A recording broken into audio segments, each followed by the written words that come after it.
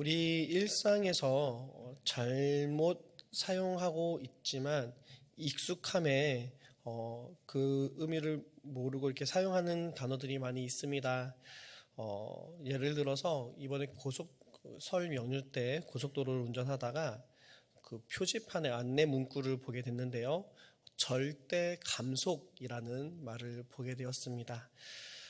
이 절대라는 이 부사는요, 어떠한 경우에도 반드시라는 의미를 갖고 있는 단어입니다. 그런데 이 절대라는 말은요, 부정적으로 강조할 때 사용되어지는 말입니다. 그러니까 절대 감속은 무슨 뜻이냐면, 사전적으로 보자면 절대 감속하지 마세요라는 뜻이 되는 것이죠. 그렇다면 올바른 사용법은 뭐가 되겠습니까? 반드시 감속하세요. 꼭 감속하세요. 라고 이렇게 사용하는 것이 올바른 사용법이 되겠습니다. 이 절대라는 말처럼 또 우리가 흔히 잘못 사용하는 단어가 또 있습니다. 너무라는 말이죠. 너무 고마워요, 너무 사랑해요, 너무 감사해요 라는 말을 우리 많이 사용하는데요. 이 너무도 절대와 같이 부정적인 정도의 지나친 것을 표현할 때 쓰는 말입니다. 한마디로 부정적인 것을 표현하기 위해서 사용하는 말이 너무라는 것이죠. 그래서 정말 배가 불러서 터질 것 같아요. 그러면 너무 배부르다 라고 사용할 수가 있는 것이죠. 그리고 또 어떤 친구가 이렇게 선물을 줬는데 뭐 한 트럭을 줬어요. 뭐 김치를 뭐 한 박스를 줘갖고 소화할 수 없을 정도의 양을 선물을 받았을 때, 야, 너무 많다라고 이렇게 사용할 수 있는 것이죠. 긍정적으로는 표현을 쓰고 싶을 때는 무엇을 사용합니까? 아주, 정말, 그리고 대단히, 상당히. 정말 감사해요. 아주 감사합니다. 아주 많군요. 이거는 많아서 좋을 때, 아주 많네요. 정말 많네요. 이렇게 사용하면 되고요. 너무 많아요. 라는 것은 뭔가요? 많아서 힘들다라는 뜻이겠죠. 어떻게 이렇게, 너무나도 익숙하게 잘 사용하는 말이지만, 우리가 잘못 사용하고 있는 단어들이 참 많이 있는 것 같습니다. 이것이 우리의 신앙적인 부분에도 좀 보면은요, 역시 좀 잘못 사용되어지는 잘못된 표현들을 우리가 좀 사용하는 경우들이 많이 있는 것 같아요. 대표적으로 보자면 예배 보러 간다, 그리고 예배 드리러 간다, 그리고 예배하러 간다, 이렇게 많은 표현들을 사용하시죠. 그렇다면 예배 보러 간다, 예배 드리러 간다, 예배하러 간다, 이 세 가지 표현 중에 올바른 표현은 무엇일까요? 네? 예배 드리러 간다. 그렇죠? 예배 보러 간다. 손들 한번 보실까요? 안 계시고요. 예배 하러 간다. 안 계세요? 네. 뒤에 좀 계시고요. 예배 드리러 간다. 왠지 좀 함정이 있는 것 같아서 안 드시는 것 같은데요. 네, 감사합니다. 요한복음 4장 24절에 우리 예수님께서 이렇게 표현하시죠. 하나님은 영이시니 예배하는 자가 영과 진리로 예배 드릴지니라, 예배할지니라 라고 이렇게 말씀을 하십니다. 예배하는 게 맞는 표현이죠. 그렇다면 우리는 왜 예배 드린다라는 말이 예배한다라는 말보다 옳다고 느껴질까요? 거기엔 좀 곰곰이 생각해 봤는데 한 두 가지 정도의 이유가 있는 것 같습니다. 첫 번째는요, 예배하러 간다 그러면 왠지 좀 건방져 보이는 것 같아요. 하나님께 예배하러 간다 그러면 왠지 좀 반말하는 것 같이 느껴지는 경우가 좀 있을 거예요. 우리는 어른께 무엇을 줄 때 우리는 준다 하지 않고 드린다라고 이렇게 공손히 표현을 하죠. 그렇기 때문에 예배도 높으시고 지극히 높으신 하나님께 드리는 것이기 때문에 우리는 예배는 드린다라고 표현하는 게 심리적으로 좀 이렇게 옳게 느껴지는 것 같습니다.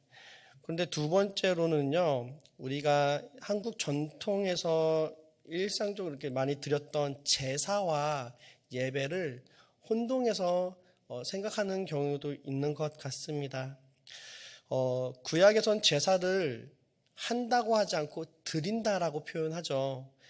제사를 드리는 이유는요, 제사에는 제물이 있기 때문입니다. 그 제물을 하나님께 드리는 것이기 때문에 제사를 드린다라는 표현이 맞죠. 그런데 오늘 우리의 예배는 제물이 있나요? 없죠. 제물은 오직 예수 그리스도의 보혈. 하나님께서 우리가 하나님 앞에 예배하고 하나님 앞에 하나님의 자녀 삼기 위해서 우리가 제물을 드릴 수가 없어요. 우리가 제물을 준비해서 하나님께 드림으로 우리가 하나님의 자녀 된 것이 아니라 반대로 하나님이 우리를 자녀 삼기 위해서 자기 자신을 하나님의 아들 예수 그리스도를 제물 삼아 주셨어요. 우리가 제물을 마련한 것이 아니라 하나님이 제물을 마련해 주셨습니다. 그래서 우리는 하나님께 나아갈 수 있는 길이 활짝 열렸습니다. 그래서 우리는 예배를 드린다라는 것이 아니라 하나님을 예배하게 된 것입니다. 드린다라는 말은 분명 높임말이 맞습니다. 그런데 이 예배 드린다라는 표현이 어떻게 보면 우리의 중심을 우리의 삶의 정성과 모든 것을 하나님께 드린다라고 표현한다면 또 어찌 맞다고 느껴질 수도 있습니다. 그런데요, 이 드린다라는 말이 함정이 있는데요. 그 함정이 무엇이냐면 예배를 드린다라고 했을 때 예배 무엇이 목적이 됩니까? 예배가 목적어가 돼요. 이 말은 무엇이냐면요, 예배 행위 자체가 목적이 된다라는 거예요. 예배한다라고 했을 때 그 예배의 대상은 누가 됩니까? 하나님이십니다. 우리를 사랑하사 자기 자신을 아끼지 아니하시고 우리에게 다 내어주신 그 하나님을 예배하는 것입니다. 그런데 예배를 드린다라고 표현했을 때 예배 행위 자체가 목적이 되어버리는 거예요. 그래서 우리가 하나님을 주목하지 않고 하나님을 바라보지 않아도 예배 행위를 드릴 수 있게 되는 것이죠. 그래서 예배에 왔다가도 그냥 여기서 우리가 예배 와서 오늘 예배 은혜 받았어 라고 얘기할 때 그 은혜가 어디서 오는 것인지 분별해야 될 필요가 있다는 것입니다. 오늘 찬양이 너무 은혜로웠어 라고 했을 때 그 찬양이 은혜로웠던 이유가 무엇입니까? 내 기분이 확 풀린 것 같아. 스트레스가 확 풀린 것 같아. 정말 은혜로웠다. 그러면 그 예배는 누가 받은 것입니까? 하나님께 받은 것이 아니라 내가 받은 것이 돼요. 오늘 말씀 너무 재밌었어. 오늘 말씀 너무 은혜가 됐어. 오늘 성가대 찬양 너무 좋았어. 오늘 예배 형식 정말 좋았어. 라고 했을 때 예배가 드리는 것이 됐을 때 예배 행위가 목적이 됐을 땐 우리가 하나님 아니라 다른 것에 주목하고 그것이 우리의 신앙인 양 변질될 수가 있다는 것입니다. 그래서 예배를 드린다라는 표현보다는 예배는 하는 것이 더 옳은 표현이라 할 수 있습니다. 예배는 하나님께 드리는 것입니다. 우리 기독교 신앙에서 제일 중요한 것이 예배입니다. 하나님을 예배하는 것, 하나님께 영광 돌리는 것이 우리의 사명인 줄 믿습니다. 기독교 신앙에서 제일 중요한 것이 예배일진데 그렇다면 예배에 대한 이 성경적인 가르침들을 함께 우리 나누면서 이 시간 우리의 신앙을 다시 한번 돌아보는 계기가 되었으면 합니다. 오늘 말씀 본문은요, 하나님께서 광야에서 이스라엘에게 십계명을 주신 장면입니다. 하나님이 이스라엘 백성들을 애굽에서 구원해 주셨습니다. 하나님께서 그 광야 한복판에서 이제 이스라엘 백성들을 하나님의 나라, 하나님의 백성으로 삼으시는 결정적인 장면인 것이죠. 그렇다고 한다면 이스라엘이라는 나라, 그 제사장 나라의 시작이 바로 오늘 본문 말씀이라고 또 할 수 있습니다. 그렇다면 우리 성도님들이 만약에 나라를 새롭게 하는 입장이라고 한다면 무엇을 우선으로 생각하시겠습니까? 대한민국 헌법 제1조엔 이렇게 얘기합니다. 대한민국은 민주공화국이다. 대한민국의 주권은 국민에게 있고 모든 권력은 국민으로부터 나온다. 대한민국의 헌법 전문 제1조 내용은 민주공화국으로서 국민 주권을 선포하고 있는 것이죠. 프랑스의 헌법은 이런 문구가 있습니다. 프랑스는 불가분적, 비종교적, 민주적, 사회적 공화국이다. 프랑스는 출신, 인종 또는 종교에 따른 차별이 없는 모든 시민이 법 앞에 평등함을 보장한다. 프랑스는 모든 신념을 존중한다. 프랑스는 지방 분권화된 조직을 갖는다. 프랑스 헌법 1조 1항의 내용입니다. 여기서도 보면은요, 프랑스 자유평등 박애의 나라답게 평등의 가치가 헌법의 1조에 들어있는 것을 우리는 볼 수 있습니다. 각 나라의 헌법에서 새로 그 나라의 정체성과 그 나라를 시작하는 그 기틀을 다지는 그 중요한 부분에 그 나라, 그 국민들이 중요하게 여기는 가치, 중요하게 여기는 것이 우선적으로 나타난다는 것을 우리는 볼 수 있습니다. 오늘 본문 말씀에도 보면 우리 하나님께서 이스라엘 백성들에게 십계명을 주시는 장면입니다. 십계명은 두 돌판에 하나님께서 손수 새겼다라고 말하고 있습니다. 두 돌판에 새겼다는 것을 두 가지로 이렇게 이해할 수 있습니다. 하나는 조약을 할 때 문서를 두 개 만드는 것이죠. 그래서 두 돌판의 계명의 내용을 각각 새겨서 하나는 하나님 편의 문서로, 그리고 다른 하나는 우리 편의 문서로 보는 것이죠. 그리고 또 다른 해석이 있습니다. 그것은 하나님이 두 돌판에 새긴 것은 하나의 돌판에는 1계명부터 4계명까지 하나님과의 관계된 것, 그리고 다른 돌판에는 5계명부터 10계명까지 사람과 관련된 것을 기록했다라고 생각할 수도 있습니다. 그리고 교회의 오랜 전통은요, 이 후자, 하나는 하나님에 대한 것, 그리고 하나는 사람에 대한 것이 담겨져 있다라고 생각을 하고 있습니다. 한마디로 십계명은요, 몇 가지로 나눌 수 있다는 것이죠? 그렇죠. 두 가지로 나눌 수 있다는 것입니다. 하나님과 사람에 대한 것. 십계명은 하나님에 관한 명령이 먼저입니다. 1계명부터 4계명까지 오늘 우리 본문을 함께 나누었습니다. 하나님에게 관한 명령이 가장 먼저이고 그 뒤를 이어서 이웃에 대해 어떻게 해야 할 것인지 따라 나오는 것입니다. 중요한 것은요, 하나님은 왜 이렇게 두 가지로 이렇게 나누셨을까 하는 것이죠. 이 십계명도 하나님에 관한 것, 이웃에 관한 것이 이렇게 나눌 수 있다면 신약에 보면 주님께서 우리에게 주신 주기도문을 또 보면은요, 십계명과 마찬가지로 두 가지로 나눌 수 있는 것을 우리는 알 수 있습니다. 먼저 하나님에 대한 것을 먼저 기도하고요. 그 다음에는 우리의 실존적 조건과 우리의 삶의 조건에 관한 기도, 우리의 필요를 하나님 앞에 간구하는 내용이 뒤따라오는 것을 우리는 알 수 있습니다. 이처럼 주기도문과 십계명이 두 가지로 나누어진다는 사실에는 어떤 의미가 있을까요?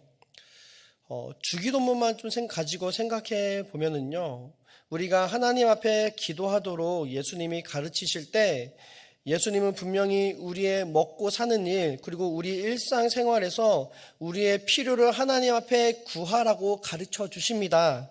그런데 우리가 일용할 양식, 우리의 삶의 필요와 우리의 연약함과 하나님의 도움을 간구하는 그 모든 기도의 제목 전에 가장 먼저 기도해야 될 제목이 있습니다. 그것이 무엇입니까?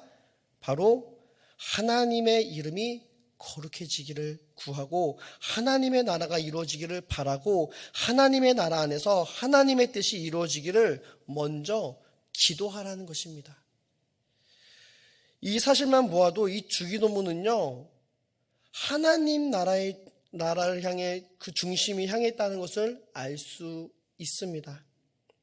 우리가 기도할 때 늘 우리의 일용할 양식, 우리의 직장, 우리의 사업, 우리의 가족의 건강, 우리에 대한 그 필요들에 대해서 하나님 앞에 관심을 가지고 하나님 앞에 기도하지만 예수님은 무엇보다도 하나님이 하나님으로서 인정받으시고 하나님의 뜻을 이뤄나가는 공동체가 되어지고 그 공동체 안에서 하나님이 원하시는 뜻이 이루어지기를 먼저 기도할 것을 가르치고 계십니다.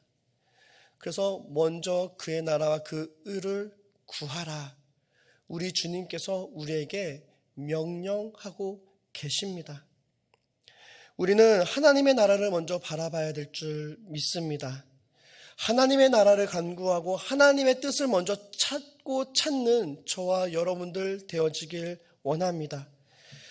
마찬가지로 십계명을 시작할 때도 하나님께서는요, 우리에게 먼저 하나님의 위엄과 하나님의 권위와 하나님에 대한 영광을 지켜나갈 것에 대해서 가르쳐주고 계십니다. 우리가 어떻게 하나님의 자녀로서 살아가야 되는지 그의 삶을 가르쳐 주시기 위해서 가장 먼저 우리가 지켜야 될 것, 우리가 가장 먼저 바라봐야 되고 우리가 제일 우선으로 추구해야 될 우선순위를 말씀해 주고 계시는데 그것은 바로 하나님인 것입니다. 우리는 하나님을 찾아야 됩니다. 우리는 하나님을 바라봐야 됩니다. 우리의 삶의 초점과 우리의 삶의 우선순위와 중심은 하나님께 온전히 드려야 되는 것입니다. 그렇다면 왜 하나님은 먼저 하나님에 대한 것을 지키도록 먼저 말씀해 주셨을까요? 하나님은 하나님이시기 때문에 마땅히 하나님께 드려야 될 영광과 경배를 받으시고자 하기 때문이라 이렇게 쉽게 생각할 수 있습니다. 그런데 하나님이 우리에게 십계명에서 제일 먼저 하나님에 대한 그 관계에서 지켜야 될 그 명령들을 주신 이유는요, 더 중요한 의미가 담겨 있습니다. 이 십계명의 순서들을 먼저 바꾸어서 생각해 본다면 우리 입장에선 참 쉬울 것입니다. 우리 유교에서는 가장 중요하게 생각하는 것을 한마디로 요약하면 효제충신이죠. 집에서 부모에게 효도하고, 그리고 형제간에 우애 있고, 그리고 밖에서는 사람들에게 마음을 다해 성실하게 믿음으로 갖게 하는 것, 나라에 충성하는 것, 나라의 보탬이 되는 것, 이것이 유교에서 말하는 중요한 가치일 것입니다. 하나님께서도요, 이 이스라엘 백성들에게 명령을 주실 때 너네는 이렇게 살아라 라고 했을 때 5계명부터 우리에게 주실 수 있었을 것입니다. 부모를 먼저 공경한 다음에 살인하지 말고, 간음하지 말고, 도둑질하지 말고, 거짓말하지 마. 그러고 나서 하나님을 사랑해봐. 이렇게 말씀해 주실 수도 있었을 것입니다. 그런데 하나님께서는 이 모든 순서를 다 제쳐두고 제일 먼저 하나님을 사랑할 것을, 하나님을 알아갈 것을, 그리고 하나님을 제대로 섬길 것을, 우리의 삶의 모든 우선순위를 하나님께 맞출 것을 명령하고 계십니다. 왜 그렇습니까? 하나님을 제대로 알고 바로 섬기지 못하면요, 부모도 제대로 섬길 수 없기 때문입니다. 하나님을 제대로 사랑하지 않는다면 이웃을 사랑할 수 없기 때문입니다. 하나님을 온전히 알지 못하고 하나님께 삶의 모든 중심과 우선순위를 맞추지 않는다면 이웃을 사랑할 수 없고 정직할 수가 없는 것입니다. 하나님을 사랑하고 하나님을 아는 것이 먼저이고 그것이 전제 조건이 되어서 비로소 사람에 대한 규칙도 지킬 수 있는 것입니다. 이것을 제일 잘 보여주는 성경이 있습니다. 호세아서인데요. 호세아 선지자가 외친 것이 무엇입니까? 호세아서에서 중요한 주제 중 하나가 하나님을 아는 지식이 이스라엘 백성 가운데 끊어졌다라는 거예요. 이스라엘 백성들은 하나님을 알지 못한다는 것이었습니다. 이스라엘 백성들은 하나님을 모르기 때문에 하나님께서 그들을 기억하지 않고 하나님이 그들을 잊어버리셨다는 것입니다. 그들이 하나님을 버렸기에 하나님이 그들을 버리셨다는 것입니다. 그러면서도 하나님이 끝까지 이스라엘을 보호하시고 사랑하시는 모습들을 또 볼 수 있습니다. 돌아와라. 나한테 돌아와라. 끊임없이 말씀하시는 그 하나님의 모습을 호세아를 통해서 우리는 알 수 있습니다. 그 중에서 호세아서 4장 말씀을 보시면요. 4장 1절과 2절 말씀입니다. 이스라엘 자손들아 여호와의 말씀을 들으라. 여호와께서 이 땅 주민과 논쟁하시나니 이 땅에는 진실도 없고 인애도 없고 하나님을 아는 지식도 없고, 여기에 진실도 없고요 인애도 없다고 말합니다. 진실과 인애는 시편에서 하나님의 속성을 표현하는 말이에요. 지금 이스라엘 백성들에게 진실함도 없고요 인애가 없다는 것은 하나님의 백성이지만 그 안에 하나님을 닮은 속성이 하나도 없다는 것을, 하나님은 좀 한탄하고 있다는 것입니다. 그러면서 하나님이 또 무엇을 지적하십니까? 그들 안에 하나님을 아는 지식도 없다 말하고 있습니다. 하나님을 아는 지식도 없고 그 마음 그 중심에 하나님이 아예 없습니다. 그랬을 때 나타나는 삶의 모습들은 어떻습니까? 호세아 4장 2절 말씀입니다. 오직 저주와 속임과 살인과 도둑질과 간음뿐이요 포악하며 피가 피를 뒤이을이라. 이 삶의 모습들을 보십시오. 왜 그들은 서로 거짓으로 넘쳐납니까? 왜 그곳에 저주밖에 없습니까? 서로 이웃이고 서로 가족이고 하나 된 공동체인데 그 안에 저주와 속임수와 살인과 피 흘림뿐으로 가득 차고 있습니다. 왜 그렇습니까? 그 중심에는 하나님이 없었기 때문입니다.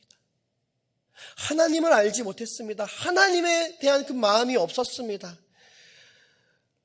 하나님을 잃어버리고 하나님을 미워하고 하나님을 떠나버린 그 마음에는 저주와 사망과 죄악만이 뒤따를 뿐인 것입니다. 우리가 하나님을 안다라는 것은 어떻게 드러날 수 있습니까? 우리가 수학을 안다고 할 때 우리가 그 문제를 풀면 1 더하기 1은 2라고 쓰면은 이 사람은 수학을 산수를 안다 표현할 수 있을 것입니다. 그렇다면 하나님에 대한 지식도 그렇게 할 수 있을까요? 제가 여기서 하나님은 무한하실까요? 유한하실까요? 여쭤봤을 때 성도님들이 하나님은 무한하십니다 그렇게 말하면 우리는 하나님을 충분히 알고 있는 것일까요? 하나님은 사랑이십니다. 알고 말할 수 있습니다. 하나님은 선하신 분이십니다. 하나님은 공의와 정의의 하나님이십니다. 하나님은 인자와 자비가 영원하신 하나님이십니다.